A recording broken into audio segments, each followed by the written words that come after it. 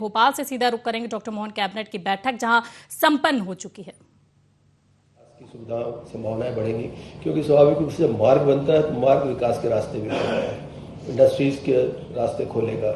आपके hotel industry है, where housing है, लॉजिस्टिक्स है, सारी चीज़ों का एक तरह से उनको लाभ मिलने वाला है।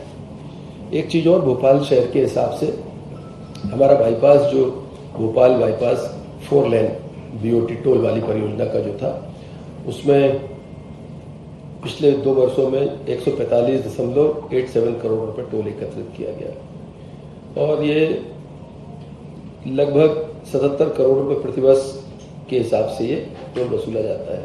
इसका उपयोग मार्गों के उन्नयन, रखरखाव और राज्य बजट पर निर्भरता न रहे, इसके लिए इसका उपयोग करते हैं। तो आज कैबिनेट ने इस टोल संग्रहण की अनुमति अभी दी है 19/7/26 से इसको 31/12/31 तक 5 वर्ष के लिए लोक निर्माण विभाग को अधिकृत किया है इसको टोल बढ़ाने के लिए। इस पैसे से तो हमारी जो दूसरी परियोजनाएं हैं और मार्गों के उन्नयन और नए निर्माण में भी इसका उपयोग होता है। और बाईपास भी हमारा जो भोपाल बाईपास है ये अप टू डेट रहे, मोटरेबल रहे और लोगों को बाहर से यातायात करने के लिए सुविधा युक्त रहे, इस बात की चिंता भी सरकार ने की। एक चीज़ और विशेष रूप से आज हुई, Indian council of agriculture research Bharat सरकार के अंतर्गत जो गठित उपक्रम है नेशनल सोयाबीन रिसर्च इंस्टीट्यूट, इसको हमने भूमि आवंटित करने का काम किया है। ये 2 तरह से लाभकारी होगी। एक तो हमारा पिछला वर्ष औद्योगिक वर्ष था, इस साल हम कृषि कल्याण वर्ष मना रहे हैं, तो सोयाबीन के ऊपर रिसर्च के लिए कोई इंडस्ट्री लगेगी तो एक इंडस्ट्री से जॉब भी क्रिएट होंगे और खासकर किसानों के लिए कि सोयाबीन उत्पादक किसान हैं उनको रिसर्च के माध्यम से फ़ायदा भी होगा। किस तरह का बीज का इस्तेमाल करें, किस तरह से वो सोयाबीन में कीड़े आदि लगते हैं उससे निराकरण कैसे होगा। तो पूरा रिसर्च यूनिट हमारी जो इछावर में भाऊखेड़ी इछावर में लगने वाली है, उसमें लगभग 20 हेक्टेयर भूमि स्थायी पट्टे पर आवंटित करी है और इसमें सरकार ने इसका भूभाटक का भी निर्धारित किया था पहले, लेकिन सरकार ने चूंकि कृषि कल्याण वर्ष है, एक इंडस्ट्री हमारे यहाँ आएगी, एक रिसर्च इंस्टीट्यूट आएगा, इसके लिए सरकार ने इसको भूमि निःशुल्क देने का सरकार ने फैसला किया है। एक और महत्वपूर्ण चीज़ है हमारे की जो मध्य प्रदेश में वन प्रबंधन समितियां हैं हमारी, उनको लाभांश हम हर साल देते हैं। जो वनोपज हमारा जो वहाँ पर हमारी समितियों के लोग हैं या मजदूर हैं, वो जो काम करते हैं मजदूरी तो उनको मिलती है, साथ ही हम उन्हें लाभांश देने का काम भी करते हैं। आज फौरी तौर पर एक चर्चा हुई है, भविष्य में इस पर निर्णय होगा कि सरकार ये तय करने जा रही है कि अभी जो लोग उसमें काम करते हैं लाभांश सब में बांटते हैं। कई बार बाहर से मजदूर आते हैं, दूसरे राज्यों से भी आते हैं, तो हकदार सब वो भी होते हैं। सरकार इस बात पे आगे बढ़ रही है कि हम जो काम करने आएंगे सबको वाजिब मजदूरी मिले, लेकिन जो लाभांश है उसका वो लेकिन स्थानीय स्तर पर जो वन समितियां हैं जो वहाँ के निवासी हैं, मध्य प्रदेश के उन गाँव के निवासी हैं, लाभांश उनमें ही वितरित किया जाए, इस बात के लिए सरकार आगे बढ़ी है। मुझे लगता है आगे आने वाले समय में इस चीज़ को जमीन पर उतारने का काम होगा। एक और महत्वपूर्ण चीज़ आपको जहन में होगा कि रानी दुर्गावती की स्मृति में हम लोगों ने एक कैबिनेट जबलपुर में की थी। उस समय माननीय मुख्यमंत्री जी ने घोषणा करी थी कि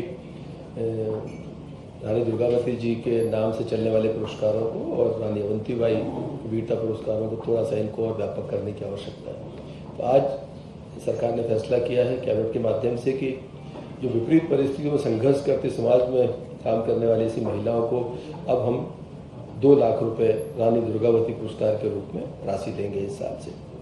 और रानी अवंतीबाई वीरता पुरस्कार की राशि भी जो वर्तमान में 1 लाख उसे भी बढ़ाकर 2 लाख रुपए का करने का प्रस्ताव है, जिसका कैबिनेट ने अनुमोदन किया है। 4 लाख रुपए का वित्तीय भार आएगा। उससे महत्वपूर्ण यह है कि महिलाओं के सशक्तिकरण के लिए सरकार इसमें काफ़ी तेजी से बढ़ी है और महिलाओं को लगेगा कि अगर हम इस क्षेत्र में अच्छा काम करते हैं तो सरकार भी हमको प्रोत्साहित करने का काम करती है और दूसरी महिलाओं को इस तरह प्रोत्साहन भी मिलेगा और आगे इस तरह के कामों के लिए उनको प्रेरणा भी मिलेगी।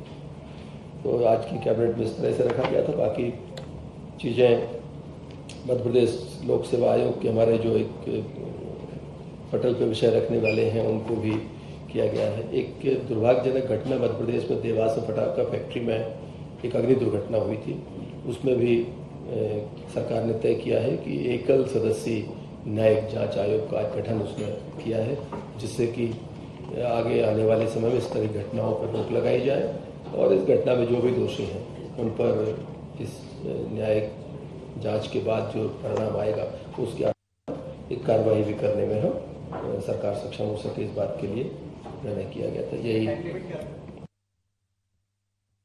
तो बना है।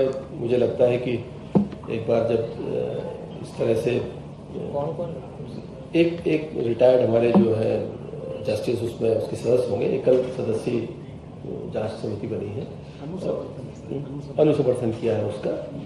पहले उसको कल गठित किया गया था, उसको कैबिनेट ने अप्रूव किया है और उनके जो जांच रिपोर्ट आएगी उसके आधार पर आगे कार्रवाई के लिए सरकार बढ़ेगी।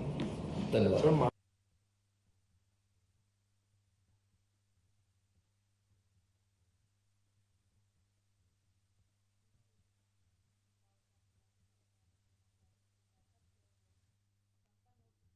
बता दें कि कैबिनेट मंत्री राव उदय प्रताप सिंह जानकारी दे रहे हैं, जहां पर प्रदेश हित में कई प्रस्तावों पर मोहर लगी। तो देखिए, प्रदेश हित से जुड़े कई प्रस्तावों पर मोहर लगी। बता दें कि डॉक्टर मोहन कैबिनेट की बैठक संपन्न हुई है, जहां कैबिनेट मंत्री राव उदय प्रताप सिंह ने अहम जानकारी दी है।